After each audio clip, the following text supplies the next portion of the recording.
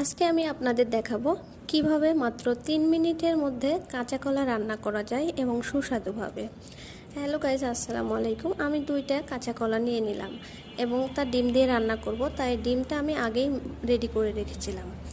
এখন আমি ডিমগুলো কড়াই দিয়ে দিচ্ছি পিঠা তৈরি করার জন্য। ডিম পিঠা দিয়ে আমি আজকের এই তরকারিটা রান্না করতে চাই।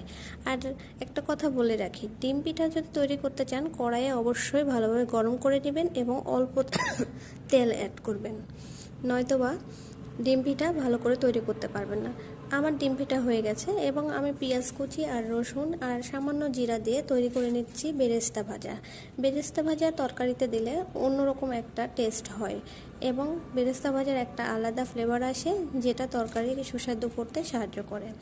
এরপর আমি তেলের মধ্য দিয়ে কাঁচা কলা কিছুক্ষণ ভেজে নিচ্ছি। তারপরে অ্যাড করছি লবণ, হলুদ এবং শুকনা মরিচের গুঁড়া। কাঁচামরিচ অপশনাল, চাইলে দিতে পারেন।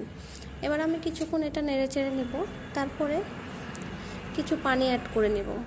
এরপর আমি পানিটা শুকায় নেব, অর্থাৎ সিদ্ধ করে নেব। নেওয়ার পরে হাফ মিনিটের মতো ভাজবো তরকারিটা। ভাজার পর আমি অ্যাড করে দিলাম আগে গরম করে রাখা পানি এবং আমি এখন ঢাকনা দিয়ে ঢেকে দেব। ঢেকে দিলে তরকারি যখন বলক চলে আসবে তখন আমার আগে রেডি করা ডিম পিঠাগুলো দিয়ে দেব। এখন আমি দিয়ে দিচ্ছি। দেওয়া শেষ হলে আমি আবারও ঢাকনা দিয়ে ঢেকে দিচ্ছি, কারণ ঢাকনা দিয়ে ঢেকে দিলে সুন্দর মতো ঝোলগুলো টেনে নেবে এবং ডিমগুলো খুব সুন্দর হবে। এই দেখেন কত সুন্দর হয়েছে, ওয়াও, দেখেই খেতে ইচ্ছে করে। এবারে আমার তরকারি হয়ে গেছে, এখন আমি বেরেস্তা ভাজাগুলো দিয়ে দিব। আমি বেরেস্তা ভাজা দেওয়ার আগে একটুখানি ঝোল দিয়ে বেরেস্তাগুলো সুন্দর করে নরম করে নিই, নেওয়ার পরে তরকারিতে দিয়ে দিই এবং দেওয়ার পরে কিন্তু আমি ঢেকে দিই।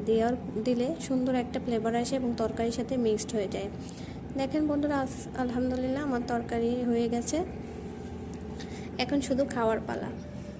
তবে আপনারা যারা সবসময় বিভিন্ন কাজে ব্যস্ত থাকেন বা অনেক আপুরা আছেন চাকরি করেন, চাকরিজীবী, তারাও কিন্তু এই তরকারিটা খুব সহজেই তৈরি করতে পারবেন। এছাড়াও বিভিন্ন ভাইয়ারাও 2-3 মিনিটে তাড়াতাড়ি খাবার তৈরি করতে চান, তারা চাইলে কাঁচা কলা আর ডিম পিঠা দিয়ে এইভাবে তরকারি রান্না করে খেতে পারবেন। ধন্যবাদ সবাইকে সাথে থাকার জন্য। আসসালাম।